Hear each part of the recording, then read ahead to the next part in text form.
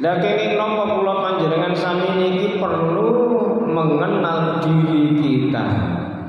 Oleh sebab Bapak Ibu sekalian, ada banyak manusia yang tidak tahu diri. Ya, niki sing bahaya Bapak Ibu sekalian. Ada sebuah ungkapan Bapak Ibu, orang Arab bilang ngeten, qimatul mar'i biqadri ma yuhsinuhu. Nilai seseorang itu berdasarkan kebaikan yang telah diselenggarakan. Jadi Bapak Ibu, kita punya apa saja, ya harta benda punya, rekening punya, tanah yang luas, rumah yang besar dan seterusnya. Tapi kalau kemudian kita belum bisa memberikan sesuatu kepada sesama, kebermanfaatan bagi sesama, berarti kita yang masih belum bisa menikmati kalau diri kita sebagai manusia yang bernilai. Lah niki identik dengan dawuh Kanjeng Nabi Muhammad sallallahu alaihi wasallam. Beliau dawuh ngeten,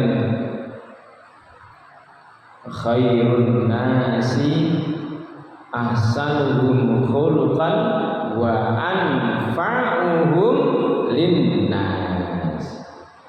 Jadi yang namanya sebaik-baik manusia itu adalah yang paling baik budi pekertinya dan paling bermanfaat bagi sesama.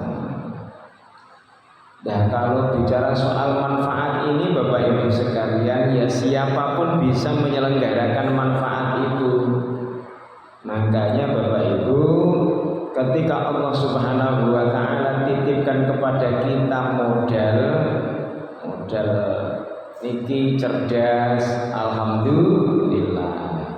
Tangane diterampil, alhamdulillah. Dan demikianlah seterusnya.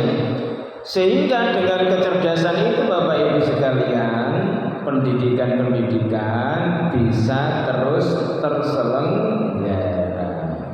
Dengan kita terampil Bapak Ibu sekalian, banyak anak-anak yang kemudian bisa belajar berlatih tentang keterampilan. Kados kula ngeten iki nek jenengan ngecer nggih mboten saged. Dikengken kelas nggih angkatan yang napa malih nun sewu motore rada elek rewele sithik kan bongkar-bongkar nggih mboten saged. Lah niku. Lah tentu saja tangan-tangan yang terampil lah yang kemudian akan turun tangan membantu. Entah kemudian namanya bengkel atau yang lainnya. Mari Bapak Ibu sekalian kita lihat diri kita. Sebenarnya Bapak Ibu, kita ini manusia yang kalau kita merujuk kepada firman Allah Subhanahu wa taala, kita ini terbuat dari tanah. Jadi Bapak Ibu sekalian nanti bisa dilihat di dalam Al-Qur'an. Wah, kula betul-betul Qur'an ini. Biasanya kita Qur'an. Ini inna khalaqnal insana ya min salsalin min hama'im masnun. Nah, itu disebutkan seperti itu. Jadi kita ini dari tanah liat. Ya, kita ini karena manusia berasal dari tanah. Ya, ternyata ketika di atas muka bumi ya kita merasa punya bisa apa-apa tuh jebul setelah mendapatkan gelar terakhir namanya ALM, gelar terakhirnya almarhum jebul dadak yo bali nonggone tanah. Jadi apa ya yang kita banggakan kalau begitu Bapak Ibu. Nah, yang kedua Bapak Ibu sekalian, kalau kita ini terbuat dari tanah Bapak Ibu sekalian, jangan ditinggalkan satu lagi, yang kemudian itu kita menyebutnya dengan istilah ruh. Nanti Bapak Ibu sekalian kalau membaca di dalam Quran surat As-Sajdah niku wa idza sawaituhu wa nafakhtu fihi mir ruhihi. Jadi Allah Subhanahu wa taala tiupkan ruh pada yang namanya manusia. Maka Bapak Ibu sekalian, bukti fisik kita manusia ini ya ternyata yang kelihatan hanya jasmani, yang rohani tidak kelihatan.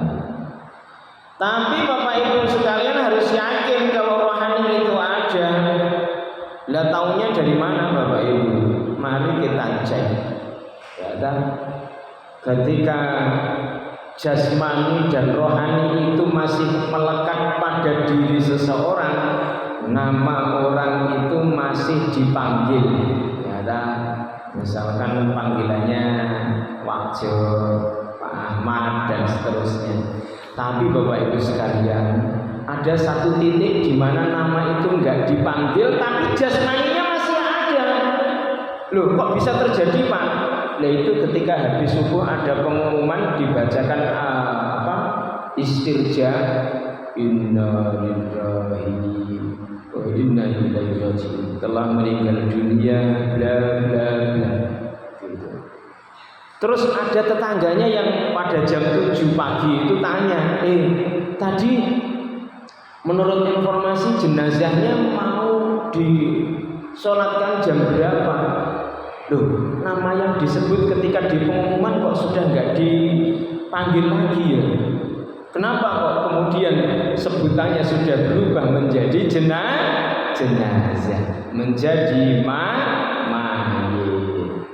Nah, itulah Bapak Ibu sekalian, berarti memang benar adanya ketika roh itu sudah dicabut dari jasmani manusia, lempang, kita tidak bisa bergerak.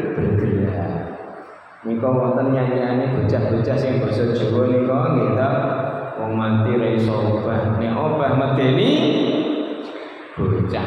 Mosok sih ya. Ngoten. Nah, kembali ke diri kita Bapak Ibu sekalian rahimakumullah. Lah kita ini manusia ada unsur Bapak Ibu sekalian. Kalau tadi asal, sekarang kita bicara unsur. Nah, dalam diri kita manusia Bapak Ibu ada yang unsur ini penting, apa yang kita sebut sebagai hati. Yang kedua adalah akal. Yang ketiga adalah jasad. Mari kita cek satu persatu Bapak Ibu sekalian. Ya kan, kita bicara hati. Kita ini dulu ini masih lapangan, masjid ini masih kecil. Loh, kok bisa dibangun besar? Itu berangkatnya dari mana? Dari kemauan, keputusan bersama yang muncul dari sebuah keyakinan. Keyakinan tempatnya di mana? Di hati. Kita akan bangun masjid. Niki. Ngoten. Ya, akhirnya jadilah masjid ini. Alhamdulillah. Lho ngoten niku saking pundi berangkate? Niat, ya ta, kemauan itu munculnya dari hati.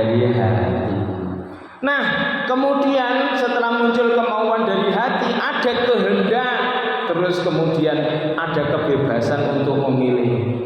Dibangun atau ora dibangun ya gitu. Banyak tuh Bapak Ibu sekalian, uang sudah di tangan, ATM kari gesek, ya toh, kendaraan mbok nggone dealer kantun duting mawon. Kenapa kok ora dilaksanakake?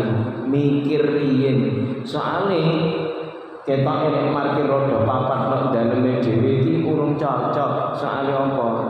Orang duwe tempat parkir.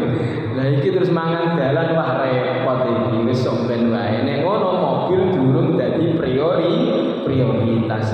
Minjing-minjing nek ajeng kisah kantun nyarter tanggane sing gadah mobil.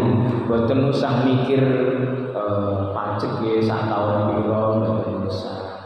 Mboten usah mikir maintenance gitu. Mboten usah ganti oli dan repot ya ta, mboten usah ngaten. Ya ta. Dah, ngoten Bapak Ibu sekalian rahimakumullah.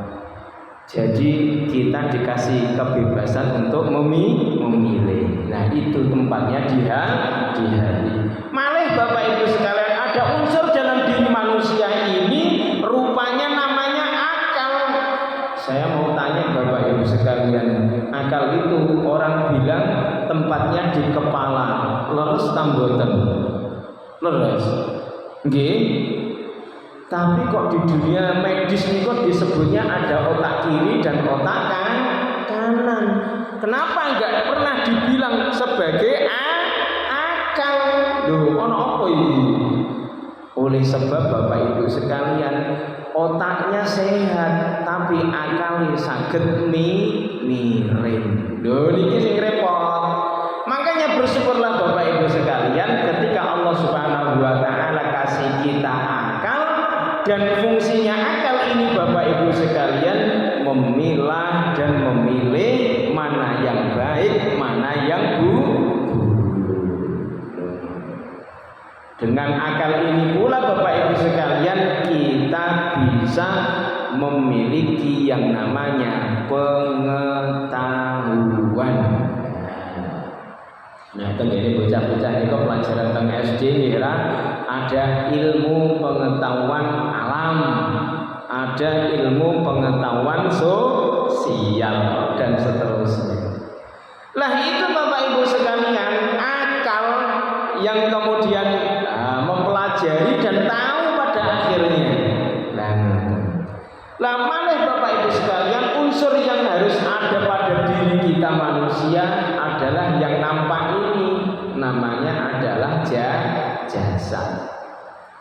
Nah, jasad ini Bapak Ibu sekalian yang mana ada tangan, ada kaki, ada kepala dan seterusnya. Kalau kita mau wudu, yang dibasuh yang mana Bapak Ibu sekalian? Ya jelas anggota wudu. Ya, basuh muka, basuh kedua tangan dan seterusnya. Sehingga Bapak Ibu sekalian, yang namanya jasad kita ini kita gunakan untuk beramal. Jadi Bapak Ibu, ketika manusia tadi sudah mendapat gelar terakhir ALM, rohnya sudah berpisah dari jasadnya sudah nggak bisa gerak-gerak lagi. Niku sing biasane ditangisi kalian anak bojo. Mangkane Bapak Ibu sekalian, Kanjeng Nabi sampun pesen dumateng kula panjenengan sami, idza ma tabnu adama in qata'a amaluhu illa min salasin.